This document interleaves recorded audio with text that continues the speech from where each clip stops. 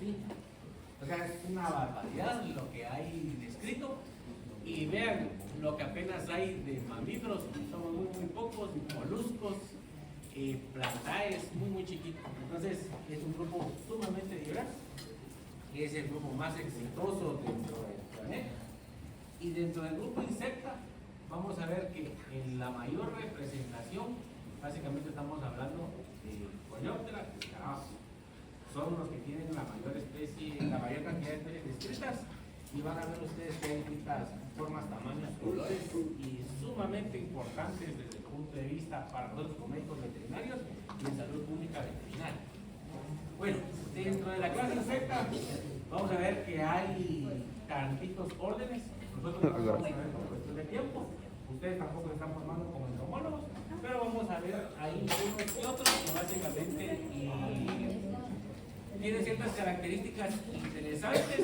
Vamos a hacer la comparativa, o bien aquellos que tienen importancia desde el punto de vista ya sea técnico, de salud pública veterinaria o netamente de la medicina veterinaria.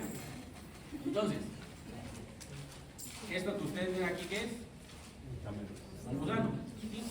Entonces, el ancestro de los insectos se piensa que en su momento era un gusano, y vean es lo que les estaba comentando el día de ayer. Tengo yo un metámero o un zomito y cada uno de esos tiene un par de patas. A medida que se ha dado el proceso evolutivo, vamos a ver de que se han ido compactando cada uno de estos metámeros o cada uno de estos zomitos hasta ir reduciendo el número de patas, ¿sí? Para finalmente tener 3 patas que vamos a situarlas en el tagma torácico, en el tagma abdominal no vamos a encontrar nada.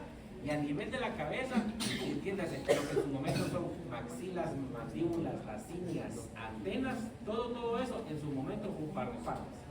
Pero debido a que la especificación y la reducción de espacio, y básicamente la función de estos segmentos, cada uno de ellos es una pata modificada que básicamente tiene una función específica dependiendo del grupo que estemos clasificando. ¿Preguntas? Entonces, dentro de este grupo, por ejemplo, les puedo comentar los odonatos, básicamente estamos hablando de libélulas, la todea, básicamente aquí estamos hablando el antiguo grupo donde incluíamos únicamente a las cucarachas, pero ahorita vamos a ver qué onda ahí. Ortóptera, realmente no es de relevancia desde el punto de vista de la medicina veterinaria, estamos hablando de grillos y saltamontes, pero vamos a hablar de ellos porque básicamente es el prototipo donde podemos ver la mayor cantidad de piezas y a partir de ahí vamos a entender cómo se ha ido modificando el resto. En el caso de Tiráptera vamos a ver que estamos hablando de piojos. Hemíptera básicamente estamos hablando de chinches. Coleóptera, como les comenté, básicamente son escarabajos. Strepsíptera, muy interesantes, básicamente estamos hablando de insectos que son parásitos, muy jalado, bien fumado el ciclo de vida de estos. El ítero, básicamente estamos hablando de moscas y mosquitos. Sinfonáptera, estamos hablando de pulgas. Lepidóptera, polillas y mariposas. Hymenóptera en el caso de abejas, avispas, abejones, etc. Bueno, ahora las características generales del grupo insecta. Como les comenté, vamos a ver ya una calmosis, básicamente un grupo bien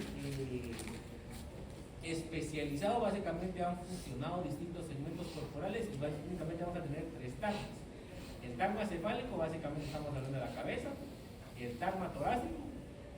Tagma torácico básicamente es donde vamos a ver la inserción de los 3 pares de patas y las alas cuando las hay. Alas puede haber 1 o 2 pares o ninguno. Vamos a ver también en el caso del tagma abdominal, donde básicamente vamos a encontrar vísceras. A nivel del tagma cefálico vamos a encontrar una región ocular, entiéndase que ahí van a estar los ojos colocados, una región antenal, donde van a estar las antenas, una región mandibular, maxilar y una labial. Y cada una de estas partes, básicamente, hace miles de millones de años, fue un par de patas con tentáculos y un zonito cada uno. A nivel del tagma torácico, como les comenté, vamos a encontrar un protórax, que es la parte más craneal, un meso, que es la parte intermedia, y al final una que se llama metatórax. Cuando aplique que haya presencia de alas, vamos a ver de que en la literatura fusiona al meso y al metatórax como un pterotórax. porque básicamente es ahí donde se insertan las áreas. ¿Sí? Entonces, el pterotórax básicamente es la función de la combinación del meso y el metatórax. A nivel abdominal, vamos a ver que pueden haber, por lo general, 9 segmentos corporales. A nivel del 8 y 9 es donde vamos a encontrar la genitalia, que vamos a verlo eso en el laboratorio también. Y en el último segmento vamos a encontrar un par de apéndices, que básicamente son los cerci en plural o cercos en singular, y básicamente tienen una función sensorial. ¿Preguntas? ¿Todo claro? Ahora, y lo que les estoy hablando ahorita aquí, esto aplica únicamente para insectos adultos. Cuando estamos hablando de insectos juveniles o inmaduros, es otro rollo, son otros 50 pesos. Entonces, ahorita lo más que estamos hablando son de adultos. Ahora, cuando estamos hablando de segmentación corporal, yo quiero que entiendan que básicamente el exoesqueleto de los insectos, o en el caso de los artrópodos, básicamente es una armadura. ¿Quién es este Pokémon? Muy bien, hay gente letrada. Hay conocedores. Bien. Vamos a ver en la segmentación corporal, vamos a ver nosotros de que hay una segmentación primaria y una segmentación secundaria. Básicamente, la segmentación primaria básicamente es cada uno de estos segmentos que ustedes ven aquí, y eso va a ser a través de un proceso de esclerotización. Cuando yo hablo de esclerotización, básicamente es de que esto se está poniendo duro, se está poniendo rígido, cada uno de estos segmentos. Y eso va a suceder cuando el bicho, cuando el insecto acaba de mudar. El insecto, vamos a verlo la próxima semana, cuando él recién muda, que es lo que yo les había comentado el día de ayer. Cuando ustedes ven alguna cucaracha que es blanca, no es de que sea albina, sino que esa cucaracha acaba de mudar. Entonces ustedes van a encontrar un estado más vulnerable, donde básicamente pueden perder agua y se esconden porque básicamente están esperando a esclerosar todo su exoesqueleto. Lo mismo va a pasar, por ejemplo, en el caso de las arañas o de los escorpiones, cuando ellos mudan, va a ser en una fase donde ellos están muy vulnerables y se van a esconder. ¿Sí? No lo van a ver ustedes tan fácil. Entonces, debido a las características de este proceso de esclerotización, vamos a ver que cada uno de estos segmentos o cada uno de estos honguitos es duro. Entonces, al igual que en el caso de los Stormtroopers o en el caso de las armaduras de los caballeros de hace 500, 600 años, si fuera solo un pedazo de aluminio o de metal, ellos no se pudieran mover. Entonces vamos a ver que entre un segmento y otro tiene que haber una membrana. Eso básicamente va a ser la pleura. Y va a ser una membrana intersegmental. Entonces básicamente vean, aquí entre el antebrazo y el hombro, a nivel del codo, básicamente va a haber una membrana que le va a permitir movilizar el brazo a este señorón. Si no existiera, básicamente sería inútil porque no pueden mover los brazos. Y como les comenté, a nivel de cada zombito, si lo imaginamos como una casa, el terjito básicamente sería el techo, el esternito, la parte de abajo sería el suelo o el piso, y las paredes sería el pleurito o la pleura.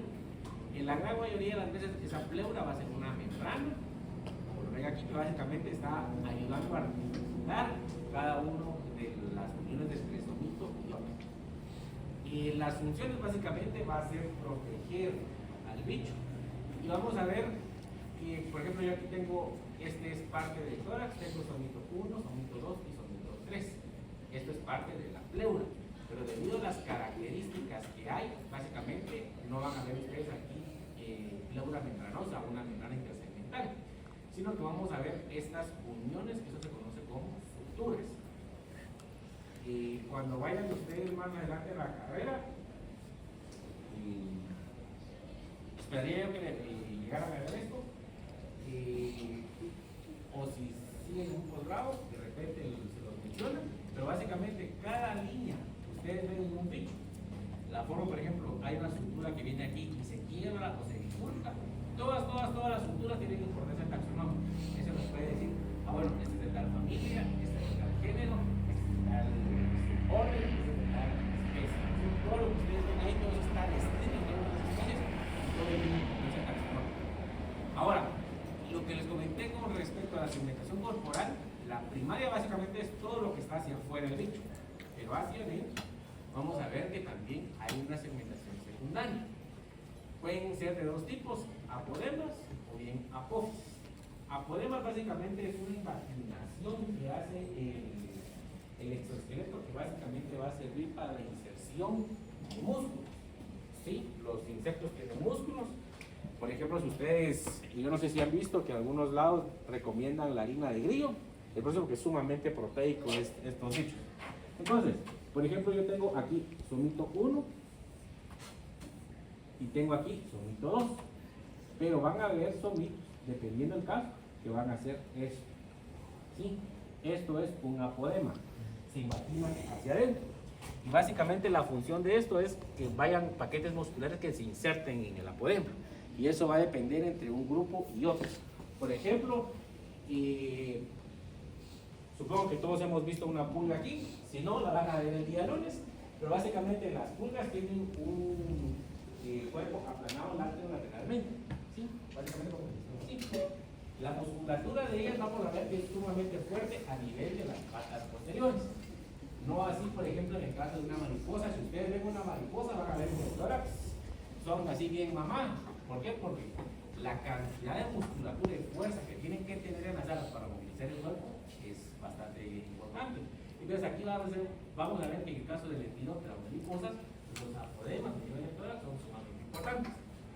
Y en el caso de apófisis, también van a ser pequeñas invaginaciones, pero estas no derivan directamente del exoesqueleto, sino que van a ayudar a crear determinadas estructuras.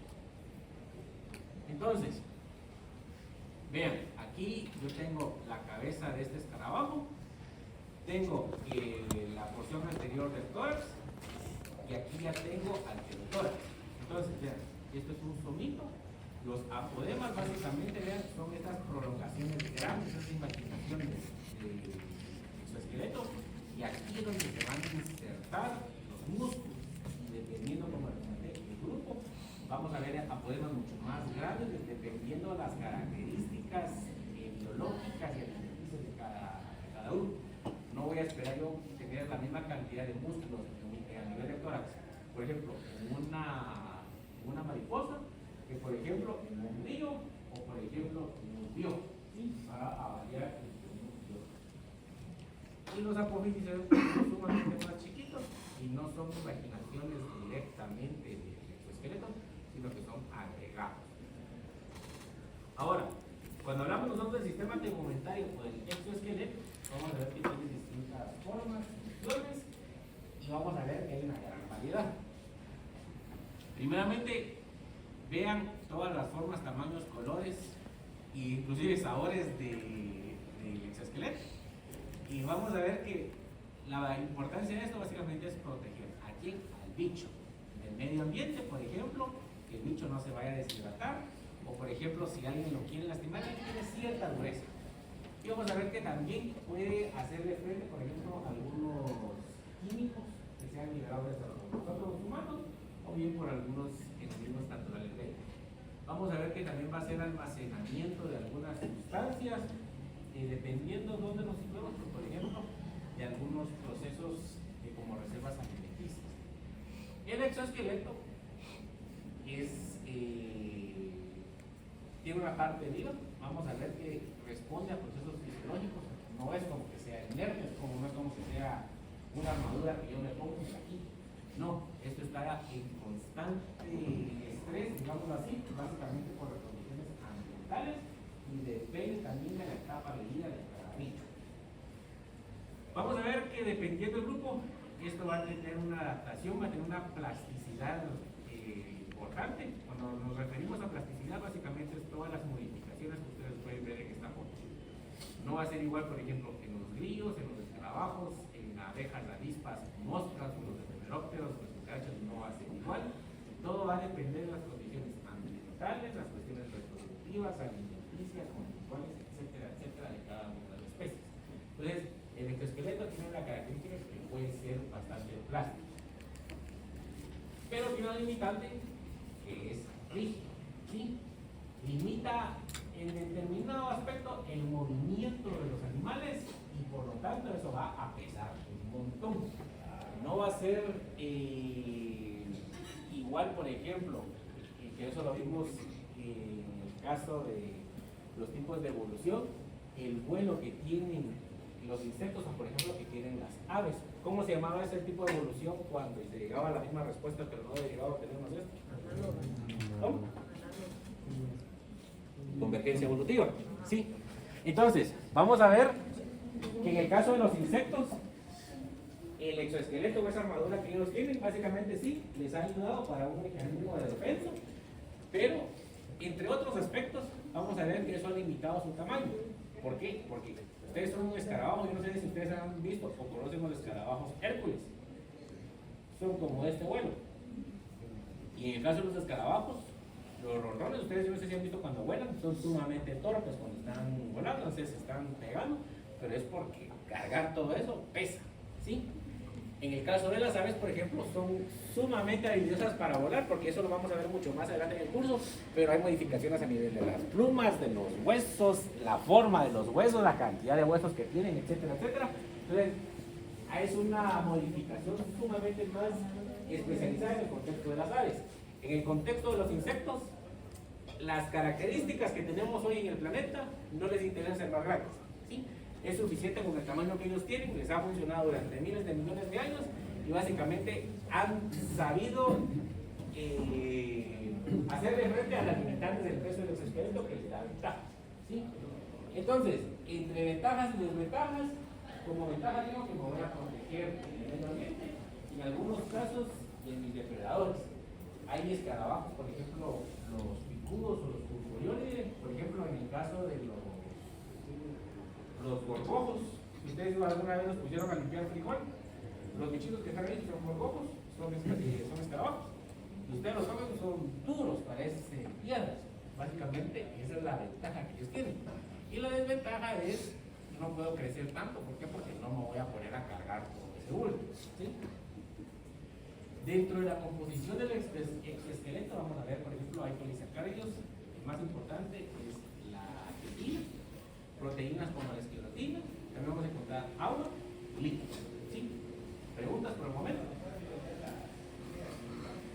Bueno, ahora hablando netamente de cómo está estructuralmente conformado este exoesqueleto o el tegumento en el caso de la insecta, vamos a ver en la porción más basal o más profunda, vamos a encontrar una membrana basal.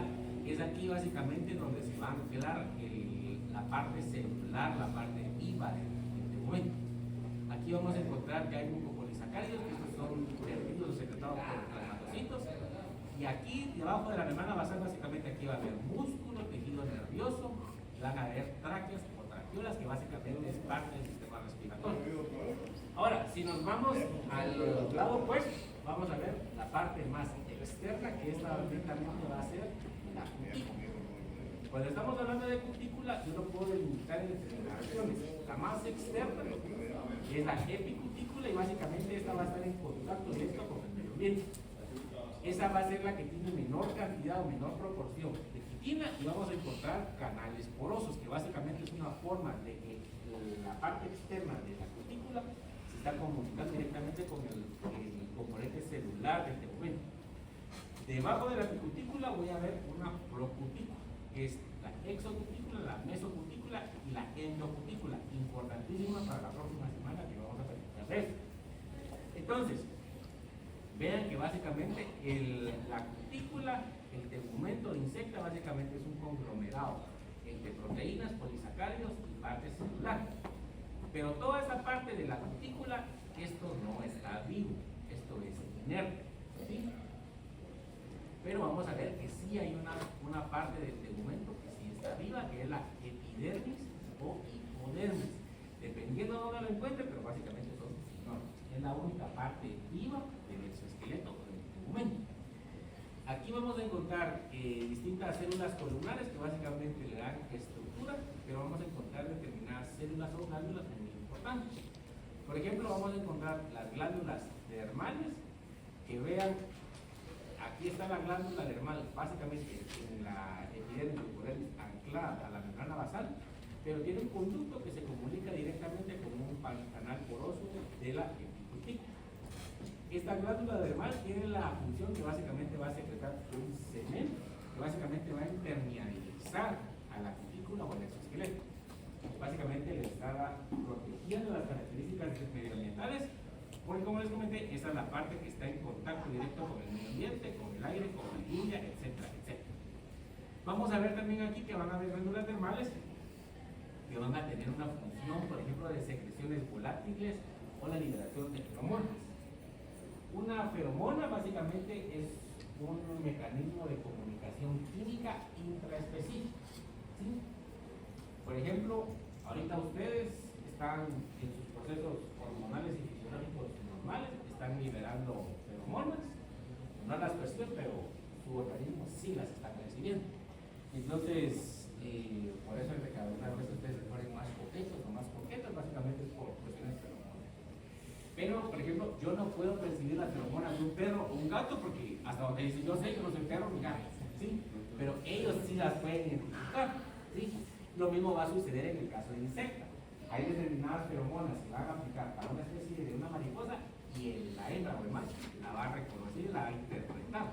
Por ejemplo, bueno, por allá a tantos kilómetros hay una hembra que está en celo y me está mandando a llamar a un montón de machos y quiere que nos pasemos por ahí.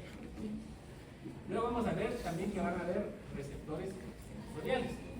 Vean, aquí yo tengo una célula nerviosa, un receptor celular, y básicamente se está comunicando directamente hacia el exterior a través de un pelo, ¿qué otro nombre recibirían estos? Sensilas, exactamente. Entonces, estas sensilas, ¿qué es lo que va a permitir? Me va a poder ayudar a interpretar las señales, por ejemplo, de feromonas, o por ejemplo, la corriente de aire, o también si hay mucho calor o hay mucho frío. Básicamente los insectos, a través de las sensilas, ellos van a captar determinada información. Y muy importante, cuando estamos hablando a nivel antenal, vamos a ver de que las antenas están repletas de sensilas con sus receptores celulares, y básicamente ellos pueden interpretar muchos olores de qué es lo que hay alrededor. Por eso, ahorita que está en moda eso de usar un barrenador, vamos a ver que ellos a nivel de las antenas, vamos a ver que hay un montón de sensilas.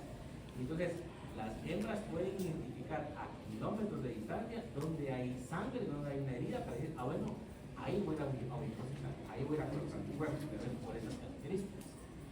Vamos a ver también que hay oenocitos, muy importantes, que ellos van a ayudar al metabolismo de los lípidos, pero también van a secretar hormonas esteroideas importantísimas en el proceso de número o crisis. Y vamos a ver también que están las células epidermales, que son las que tienen la forma más columnar. Estas células epidermales básicamente van a tener la función de secretar quitina y esclerotina, que son los compuestos donde está fabricado, está conformado el exoesqueleto. Lo van a hacer en forma de una quitina. Se agrega una capa de quitina, luego una de esclerotina, otra de quitina, otra esclerotina, y así lo van armando como si fuera un sándwich. Y básicamente eso va a responder a dónde estamos fabricando, sintetizando esa cutícula, y va a variar mucho entre un grupo y otro. No todos los bichos van a tener la misma dureza del exoesqueleto, pero básicamente va a ser la misma conformación.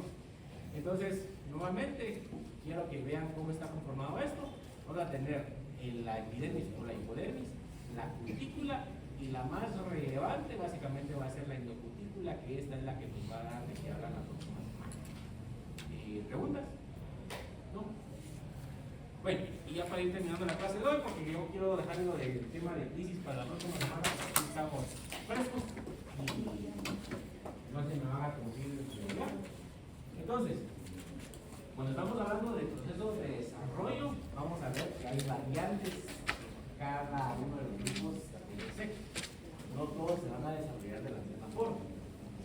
En este caso estamos hablando de coleópodos, estos no son insectos, pero son hexápodos. Vamos a ver que puede haber un desarrollo a metábolo, que este es un desarrollo directo, donde parto de un huevo, luego a una larva y luego ya crece, pero básicamente es un desarrollo directo donde la fase juvenil es prácticamente idéntica a la fase adulta, ¿sí? No hay cambio. Y luego voy a dividirlos en aquellos que tienen una metamorfosis completa o incompleta. que tienen una metamorfosis o un desarrollo incompleto, entre comillas, van a ser los alimentados, donde siempre voy a partir de un huevo, luego voy a tener una ninfa y el adulto.